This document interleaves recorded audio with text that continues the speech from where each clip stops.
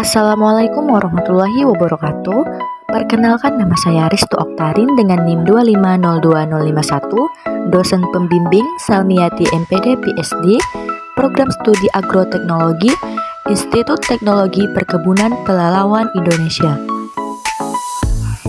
Akar dan batang merupakan organ penting pada tumbuhan yang menopang pertumbuhan dan keberlangsungan hidup tanaman.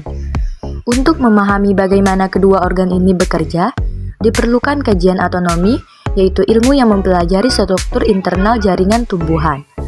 Akar berfungsi menyerap air dan unsur hara dari tanah, serta mendambatkan tumbuhan pada media tumbuh. Secara anatomi, akar tersusun atas jaringan epidermis, korteks, endodermis, dan stele, yang masing-masing memiliki fungsi penting seperti perlindungan, transportasi, dan penyimpanan. Batang berfungsi sebagai penopang bagian atas tumbuhan serta jalur transportasi air, nutrisi, dan hasil fotosintesis. Struktur anatomi batang terdiri dari jaringan epidermis, korteks, kambium pada dikotil, dan berkas pengangkut xilem dan floem yang tersusun melingkar pada dikotil dan menyebar pada monokotil. Mempelajari anatomi akar dan batang sangat penting pada bidang botani dan agronomi, karena dapat memberikan wawasan tentang adaptasi, pertumbuhan sekunder, serta efisiensi transportasi air dan nutrisi tumbuhan. Tujuan praktikum: mengamati anatomi akar dan batang melalui irisan melintang, epidermis, korteks, endodermis, versikel, xilem, dan floem. Menjelaskan perbedaan anatomi akar dan batang monokotil dan dikotil. Alat dan bahan: alat, mikroskop cahaya, kaca objek dan kaca penutup, pinset dan jarum preparat, silet atau cutter, pipet tetes, botol semprot berisi aquades, tisu, pensil, dan buku gambar. Bahannya: akar tanaman monokotil kelapa sawit, akar tanaman dikotil, akar kacang hijau, batang jagung, batang jarak, aquades, larutan sapranin, larutan pasgreen, dan kertas label. Cara kerja: A. Pengamatan anatomi akar. 1. Potong akar kelapa sawit dan kacang hijau muda dengan silet, buat irisan melintang setipis mungkin. 2. Letakkan irisan pada kaca objek, tambahkan 1 tetes safranin, diamkan 2 menit. 3. Bilas dengan aquades, lalu tambahkan pasgreen untuk kontras warna. 4. Tutup dengan kaca penutup perlahan agar tidak ada gelembung. 5. Amati di mikroskop dengan pembesaran rendah lalu tinggi. 6. Identifikasi lapisan jaringan seperti epidermis, korteks, endodermis, versikel, xilem, dan floem. 7.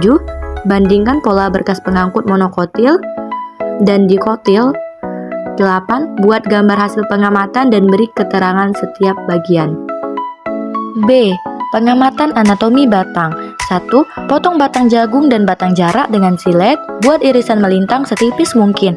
2. Letakkan irisan pada kaca objek, tambahkan 1 tetes safranin, diamkan 2 menit. 3. Bilas dengan aquades, lalu tambahkan pasgreen untuk kontras warna. 4. Tutup dengan kaca penutup perlahan agar tidak ada gelembung. 5. Amati di mikroskop dengan pembesaran rendah lalu tinggi. 6. Identifikasi lapisan jaringan seperti epidermis, korteks, endodermis, versikel, xilem, dan floem. 7. Bandingkan pola berkas pengangkut monokotil dan dikotil. 8. Buat gambar hasil pengamatan dan beri keterangan setiap bagian. Hasil pengamatan. 1. Akar kelapa sawit atau monokotil. Jaringan epidermis tampak sebagai lapisan luar yang melindungi.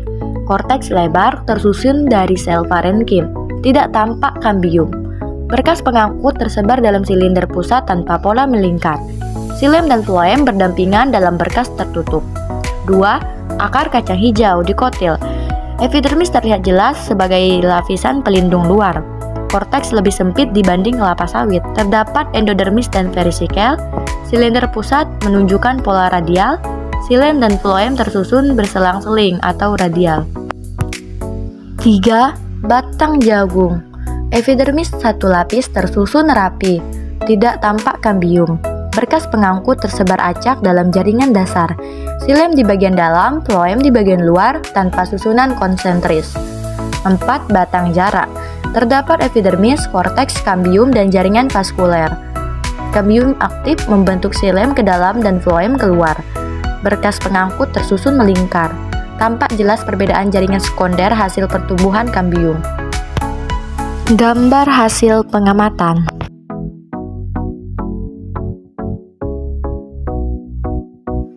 Kesimpulan, praktikum pengamatan morfologi dan anatomi akar serta batang tumbuhan memberikan pemahaman penting mengenal struktur luar dan dalam organ tumbuhan.